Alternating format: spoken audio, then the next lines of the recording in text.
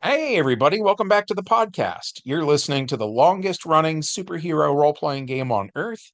I'm your host, the Game Master. And in this one, I'm going to go completely off script and I'm going to do this in a different way than I normally do my videos. So, if you follow the channel, you're well aware of the fact that I've been working my way through the timeline of our role playing game. I'm trying to go in chronological order year by year, and I tell you whatever was going on, for better or worse, in our game world in that particular year, right? So we're up to the year 2002. And the biggest thing that happened in 2002 for me happened out of game. And then that had a tremendous effect on everything that happened in game from that point on, right? And that was that my wife and I started dating. And I owned the comic book store, which I've talked about quite a bit on this channel. And there came a day when the local steelworks closed its doors. They sent all of those jobs overseas. And I remember the first customer that came in was an old man. And he came in and he said, cancel my poll. They closed the steelworks where I work.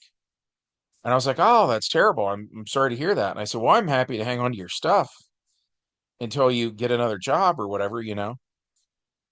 And I remember him at the time saying, like, I don't think you get it, man. Like, I've been a steel worker my whole life, and it's going to be really hard for me to find anybody who's going to want to hire me at this age. And, they're going to want to hire a young guy who's less skilled than me and pay him less money than I'm worth. He's like, this is really a big deal. And like, no, put the comics back. I'm not getting another job anytime soon. And I was like, oh, okay. And then the next guy came in and said the same thing. And then the next guy, and then the next guy. And if it wasn't a customer who worked there directly, it was a kid would come in and say, hey, my dad lost his job. And so now I have to support the family. So I can't spend my money on comics anymore. Or it was like, hey, my brother lost his job. So I need to help their family out. It touched everybody in our community. And so the sales suddenly weren't there, right? And even when my store was at its best, we kind of just scraped by because there was this big spectator boom in the 90s with like the death of Superman and stuff like that, where there were a lot of people who would run out and buy a Superman comic because they were convinced it was going to be worth $1 million, by the year 2000 or whatever. And it wasn't. I had Superman comic, the death of Superman. I mean, I had those in my quarter stock. I was selling those comics for a quarter a piece, and still people weren't buying them, right? And so when everybody kind of realized that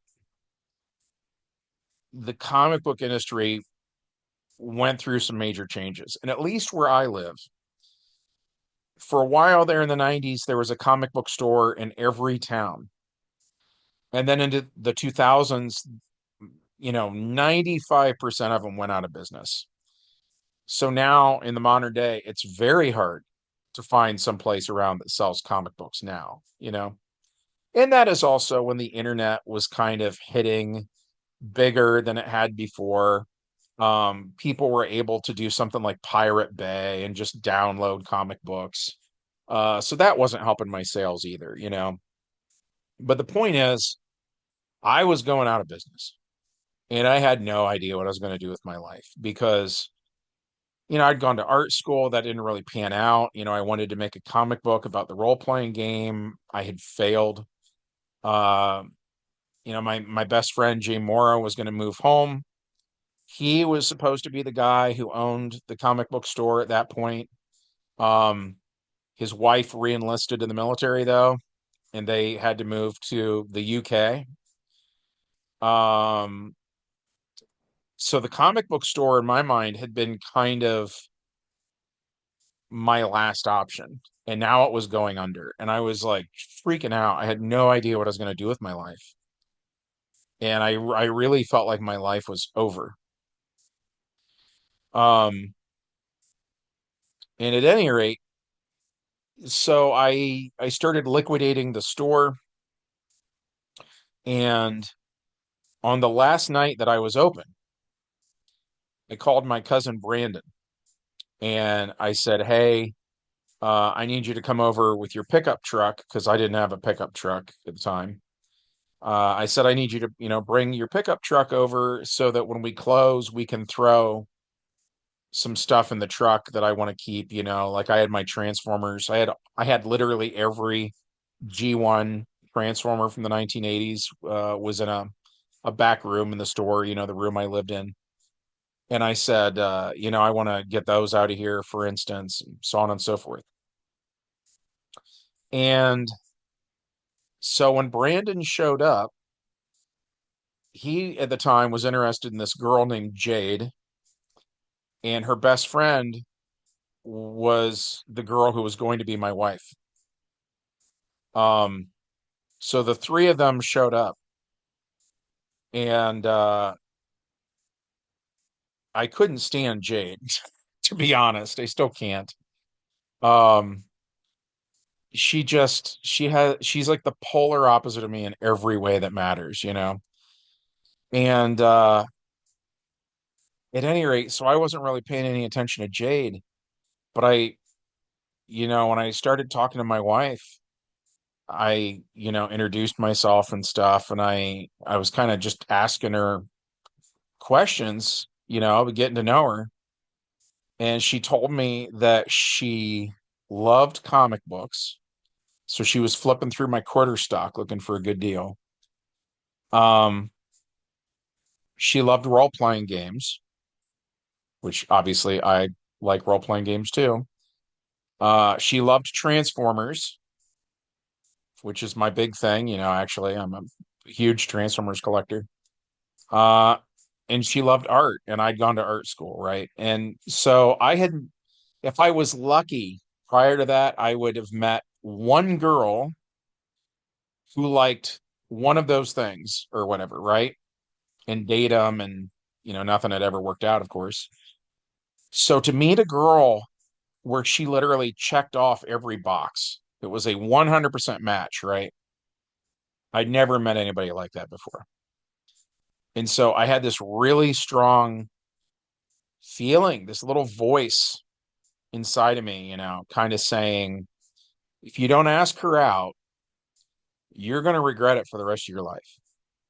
She's going to be the one that got away. Everybody has every guy has one of those stories about the one that got away. And sort of this little voice or little feeling or whatever you want to call it. That's what it was telling me. Was she's that one for you. You need to make this happen somehow. So what I did not know, and this is kind of TMI, but I've told this story before, and I had some of the younger listeners getting on my case, and they're like, "That's awful! I can't believe you pursued her. That's so uncool." Well, times have changed, right? And the what people see as the standards now were not the standards then.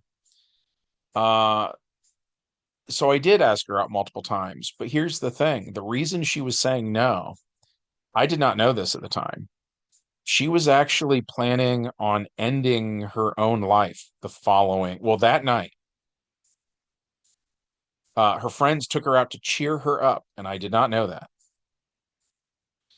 And so that was her plan, where she was going to end it that night. So, so I asked her out, and she said no.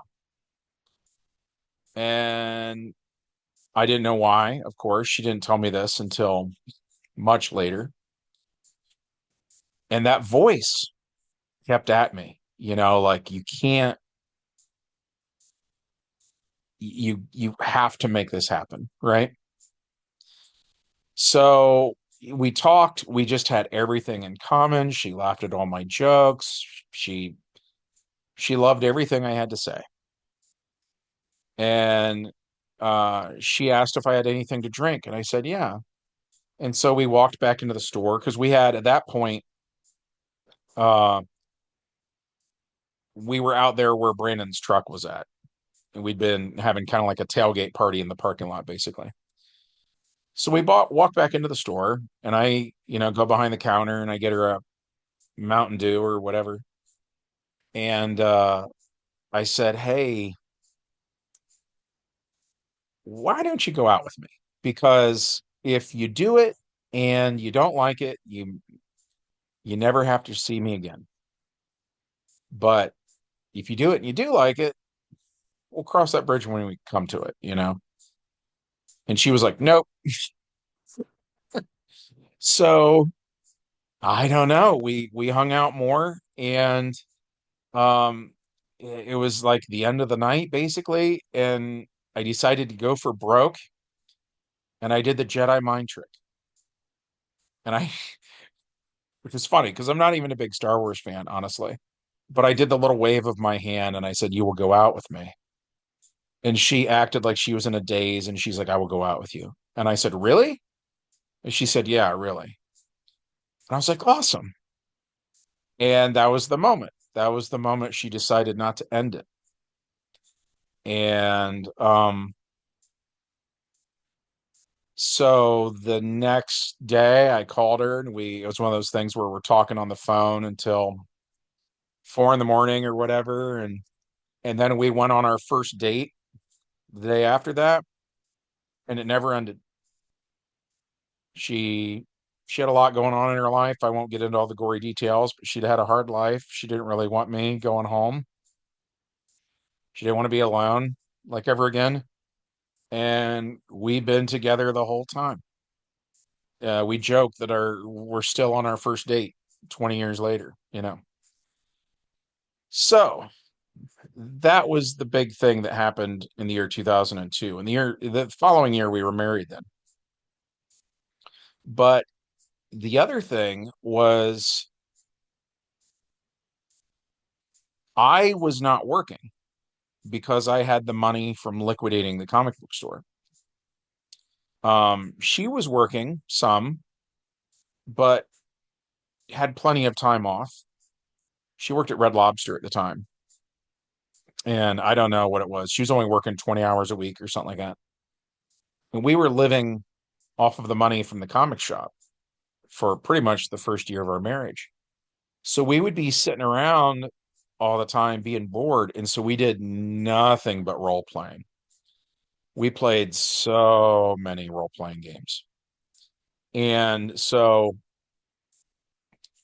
I'm trying to remember what the first character was she made.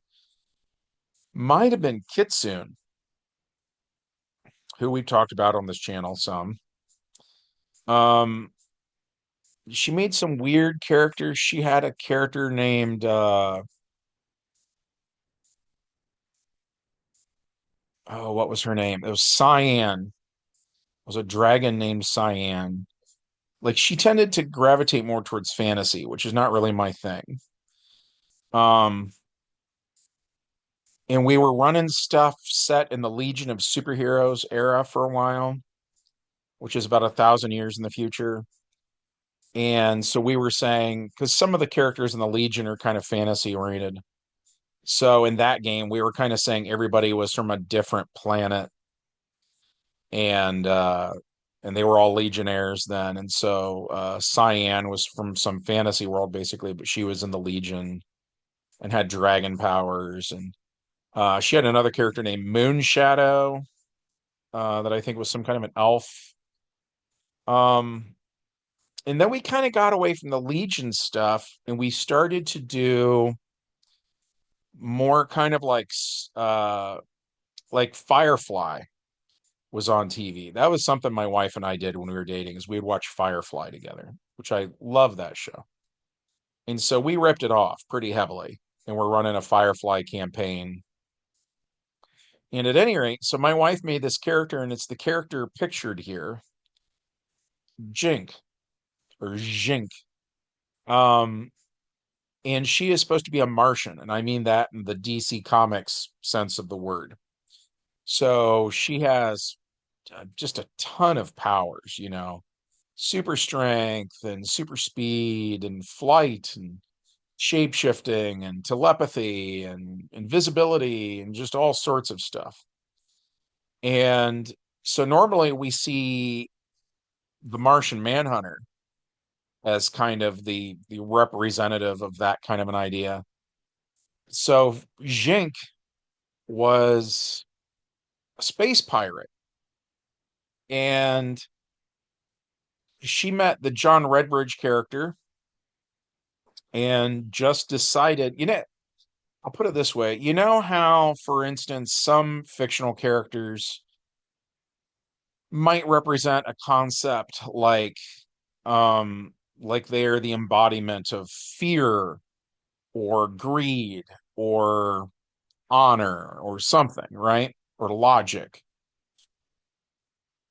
I honestly think Jink was sort of like the avatar of how incredibly head over heels my wife was for me when we were first together. And I think with every married couple, you kind of calm down after a while, you know what I mean? And like my wife doesn't play Jink anymore. Um, but in those early days when you just can't get enough of each other, you know what I mean? That is what Jink was the avatar of. So Jink had like a catastrophic irrational attraction to John Redbridge. She was just all in, buddy.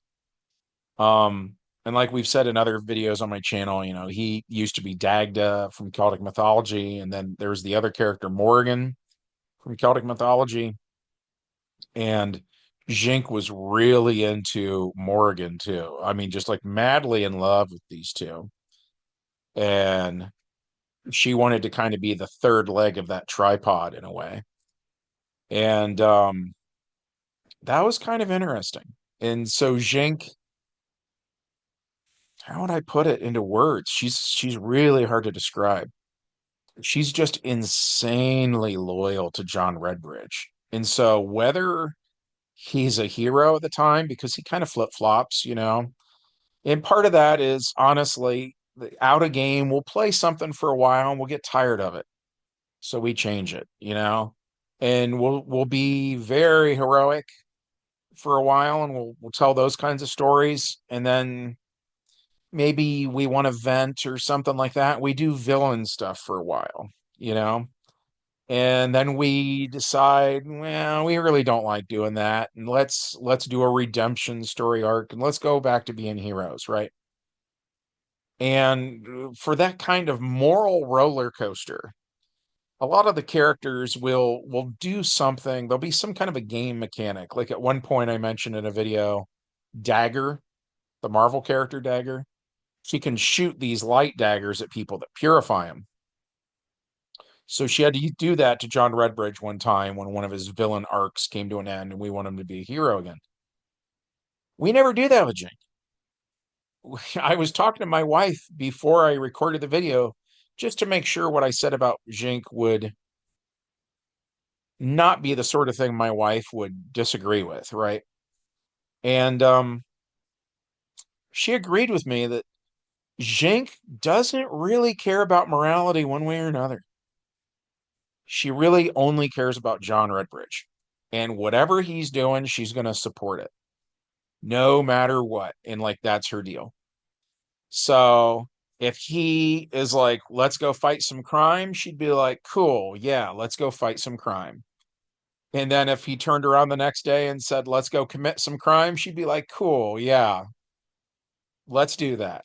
You know, she's just on board.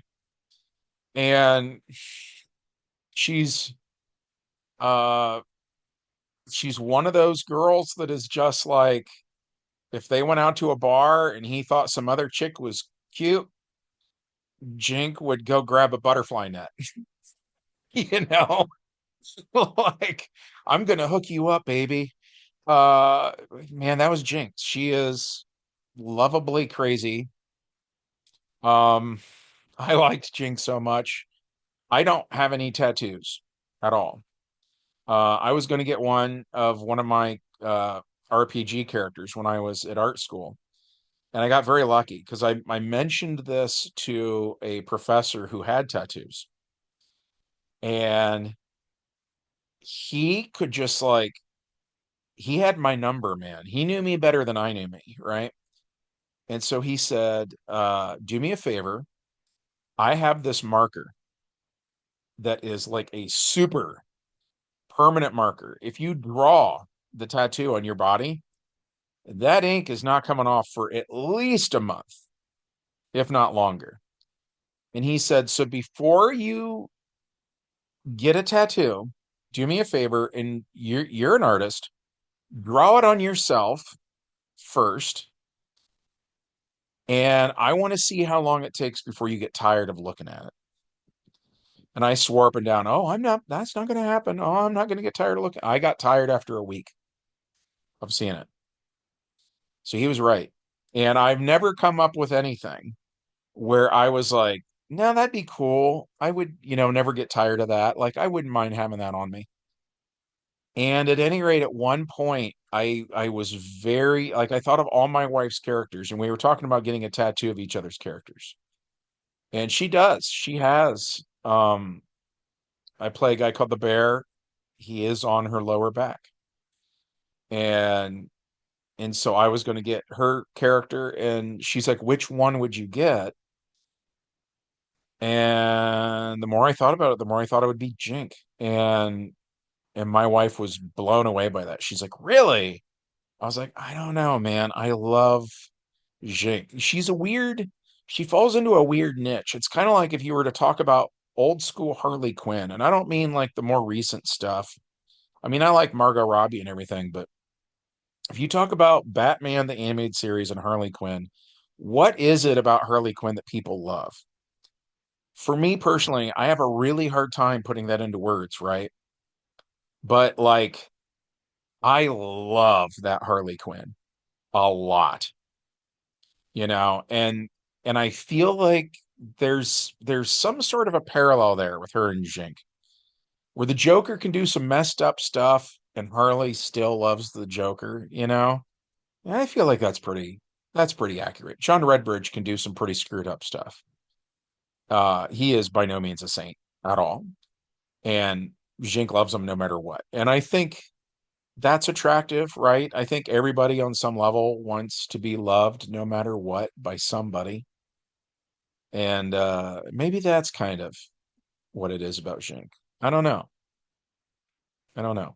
But I love Jink. She was one of the big characters that came out in 2002. And then my wife tends to play a character like nonstop until she gets burnt out on it. And then often she never plays the character again. I would say 9 out of 10 times she just never plays that character again. Sometimes she has characters where she comes back to the well. Um, so then Redbridge and Jink got married, have kids.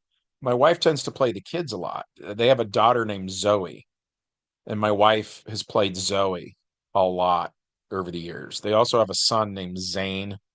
My friend Chris Crows played Zane for a while and decided to make him an archer, which I thought was kind of cool.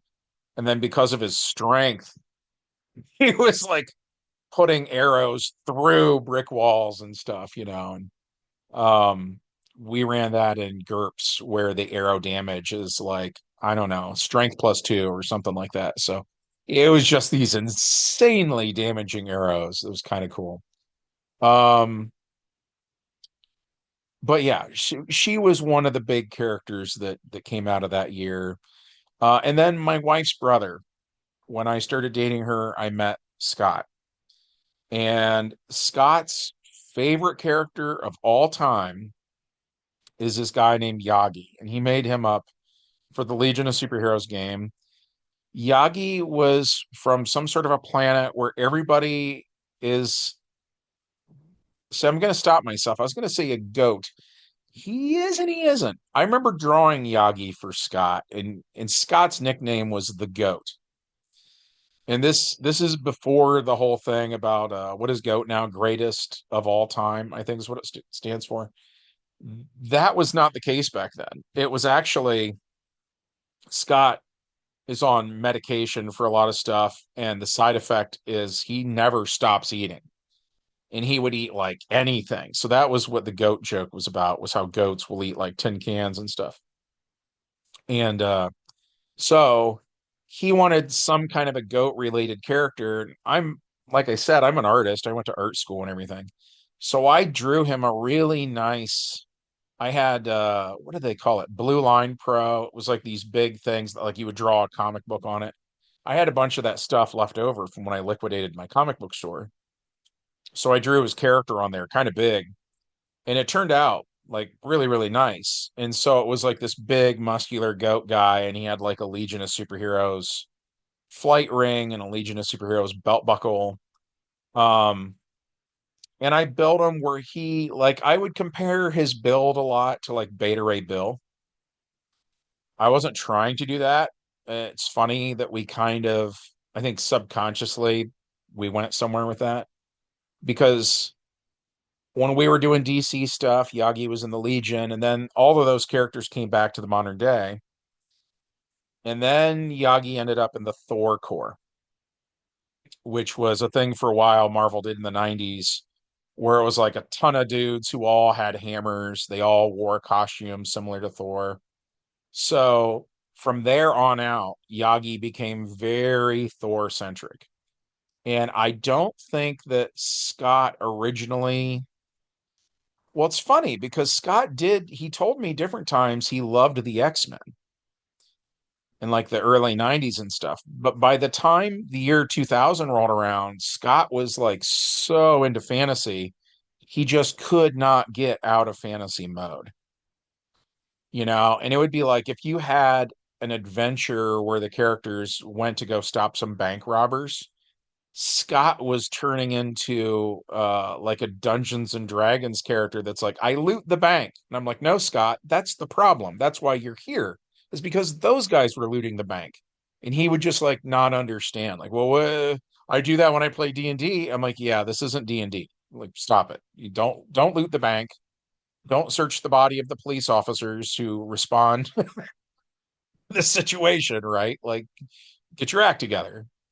And And so, because Scott is always trying to put like a square peg in a round hole. You know what I mean? And that square peg is like fantasy.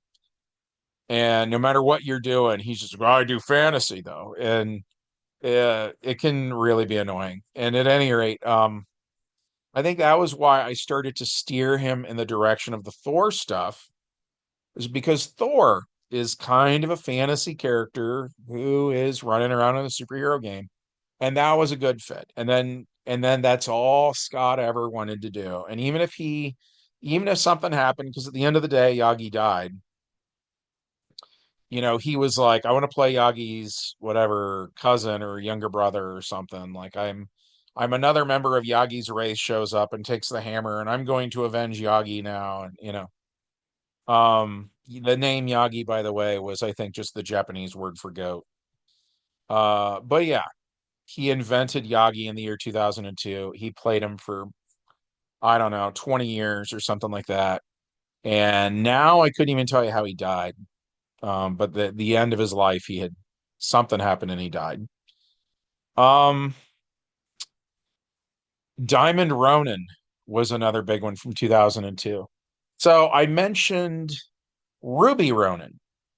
Back in 1989, we did this big invasion story, and there was this guy named Ronin was a part of that. Ronan had been played by a really good friend of mine from like when I was in junior high and stuff, named Dirk Waters. And then Dirk, I don't know, when we got to high school and stuff, he just didn't really want to play role-playing games anymore. Um, Another friend of mine named John Boggs took over the character because Dirk didn't care, one way or another.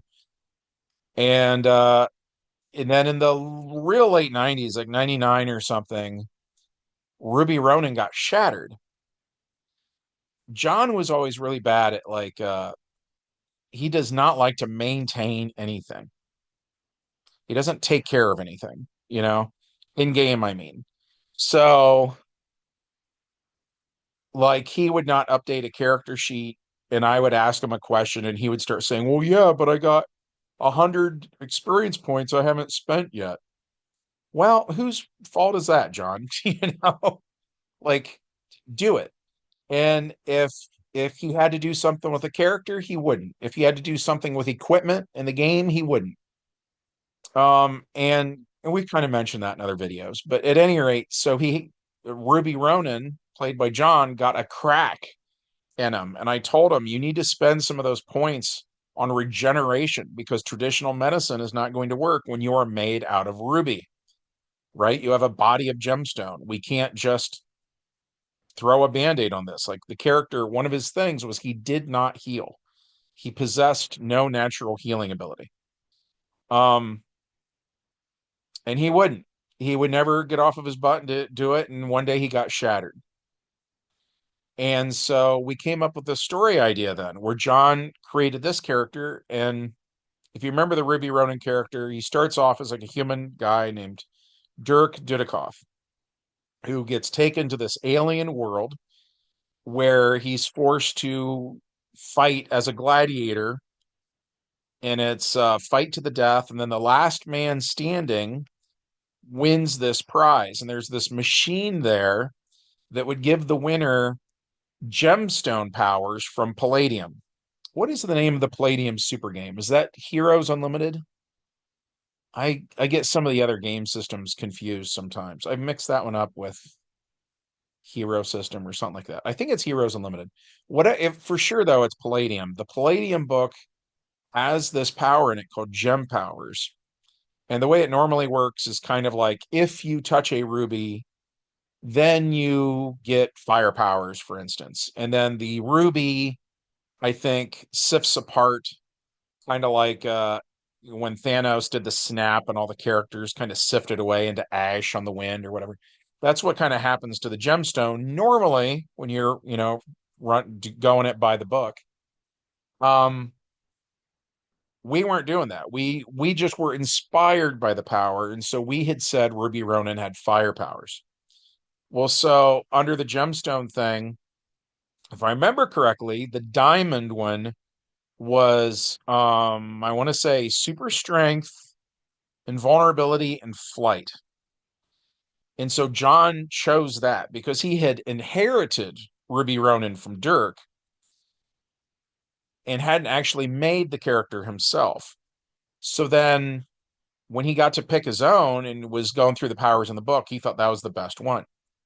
So he made this guy named Diamond Ronan. And we find out that Ruby Ronan had like a karate school, basically, like a dojo, and he had a bunch of students.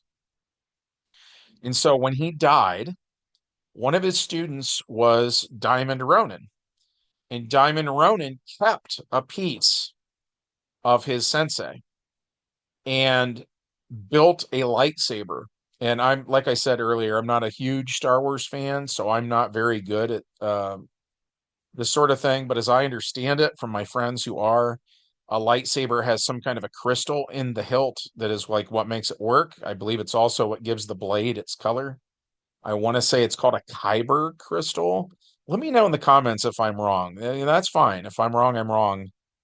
By all means, take the terminology with a grain of salt and Google it or whatever. But you get the gist at least, right? This idea that there is a crystal in a hilt, and that is what is making this beam sword. That's what they called it in GURPS. That's what we called it in our game, was a beam sword.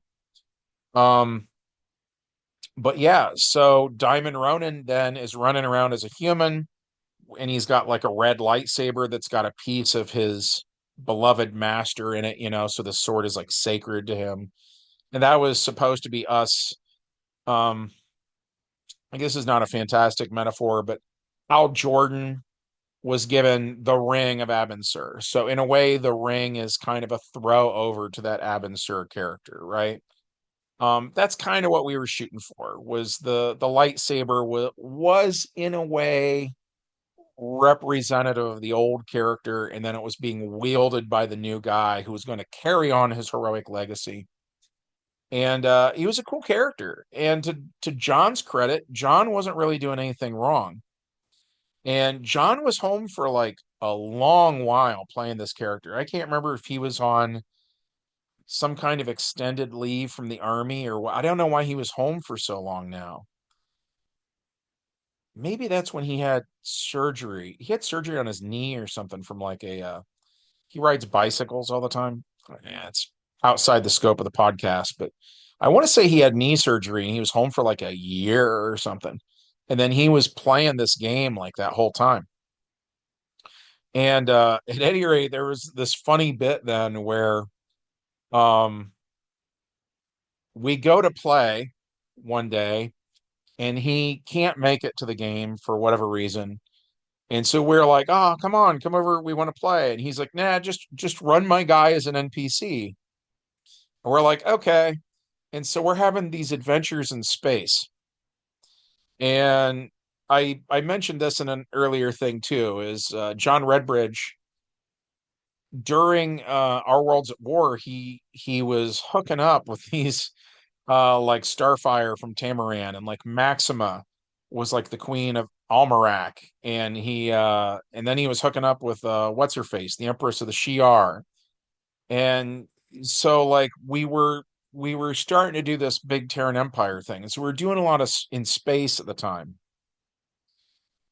And so Diamond Ronan, we run him as an NPC in this space adventure and we broke him. I can't remember for the life of me what happened now specifically. I know at the time we found this gigantic starship. I mean, it was huge. It had a massive, massive, massive cargo bay. Like you could have easily put a normal sized starship in the cargo bay of the bigger ship, which we called the Space Hulk. And at any rate, at one point they actually built a theme park in the cargo bay. That's how big it was. Is you could like fit Disney World in this cargo bay, right? Um, so they were in that room, and I can't remember for the life of me what happened. I want to say some group of aliens or something must have had a boarding party, and but they get in there. There's a fight in the cargo bay. That's the point. And Diamond Ronan got shattered, and we were just like, "Oh my God, what do we do?" The one guy, Dave Eckelberger. God, I love Dave. I miss Dave. He was playing this guy named Inner Demon, and Inner Demon was kind of like Venom, but I tend to think of Venom as a more physical character where he is like gonna hit you with great strength, or he's gonna slice you with sharp claws or something like that. Inner Demon had a bunch of like psychic attacks. He was still like an alien symbiote sticking to the body of a guy named Jeff Walters, but he was more psychic in nature. And it's so and the part of the joke there was Dave was also on meds, and he's no longer with us, sadly. He was such a good friend. He was my best friend.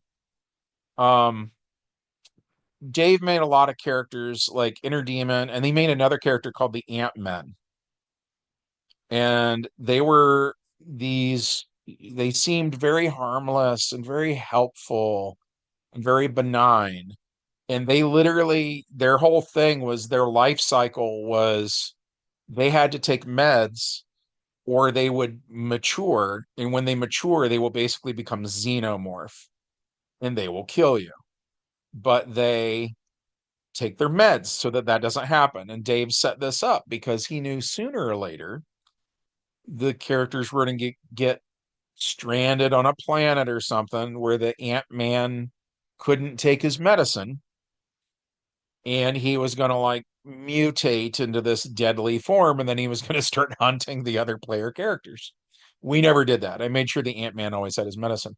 But Dave loved these characters with a duality because that was him putting a little bit of himself into it, right? And so the mutant Ant-Man was Dave off of his meds. And the symbiote part of the Inner Demon was Dave off of his meds. And then when the Ant-Man takes his medicine and he seems just super nice and just the greatest guy in the world, that is Dave on his meds. And Jeff Walters, the human psychologist that was the guy the inner demon symbiote bonded to, Jeff Walters, was Dave on his meds, basically. Right. So, but whereas the way he played the Ant-Man, because like I said, I made a point of never letting them go without their meds. So the Ant-Men were nice always. And by the way, they had a hive mind, and sometimes there was more than one of them around at a time. So that's kind of why I'm using plural sometimes. But with the inner demon, the sort of he played it for laughs was Jeff, the human, is always nice. The symbiote is always bad. And they are sharing a body and they're always at war with each other over who's at behind the driver's wheel this round, right? And so um crap, I'm gonna derail. What was I saying? Somebody, oh yeah, Diamond Ronin, we broke him.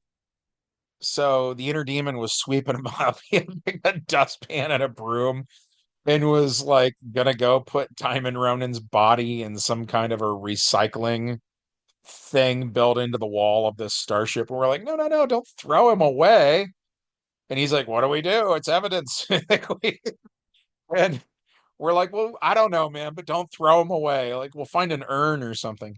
And at any rate, the characters came up with this plan. They're like, wait, well, because the one guy, Jason Seidner, was playing, and he was playing this guy named John Thomas, aka the Invincible Kid. And I think at that point he was the Invincible Man. And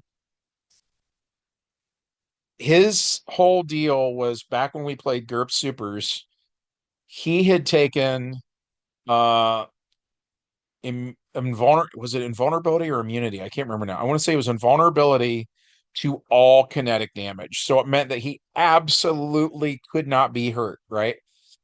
But that takes up all of the points that it costs to build a character.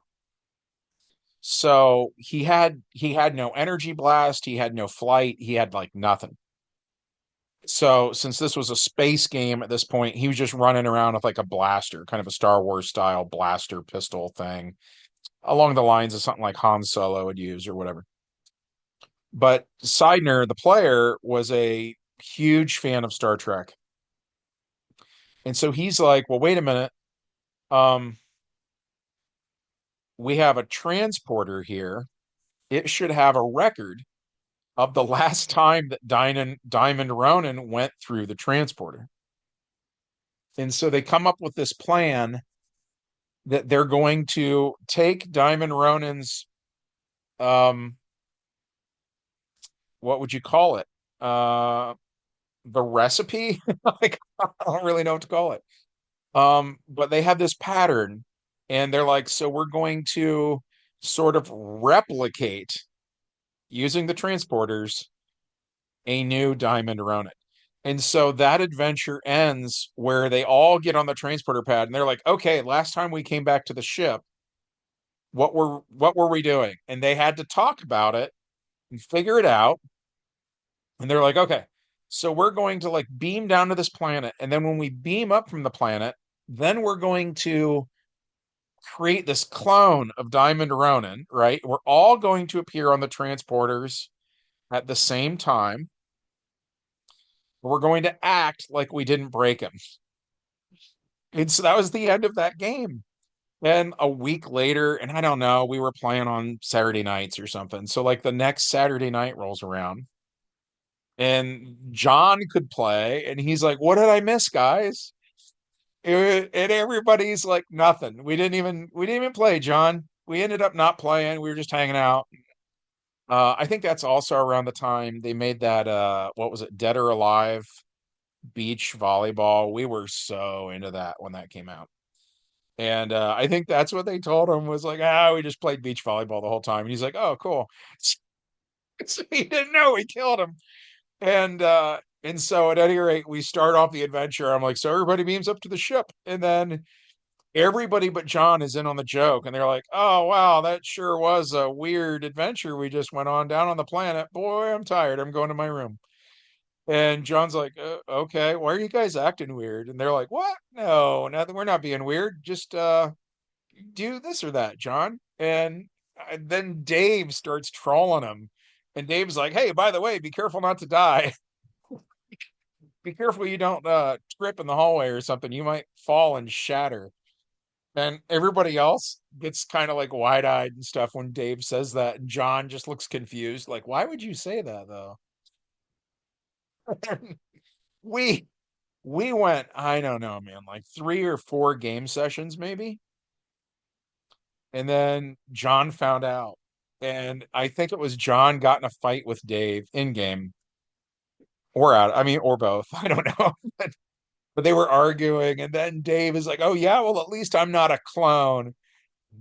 And I remember my wife gasped and everybody just looked really awkward. And John's like, what?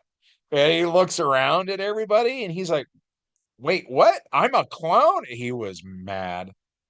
And then he found like a cardboard box they put his old body in.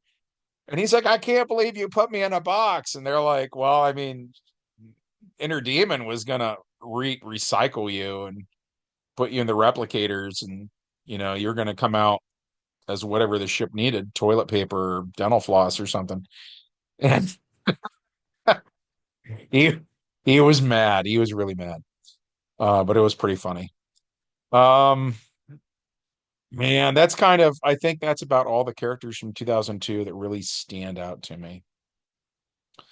Trying to think if there's any others. Kroos played a kid that was kind of like a Green Lantern, but without a ring. It was just like his mutant power was he had Force Manip, and I forget what he called him now. It was something dragon because Kroos was a Taoist and was really into like Eastern stuff. A lot of the guys were like really into Eastern stuff.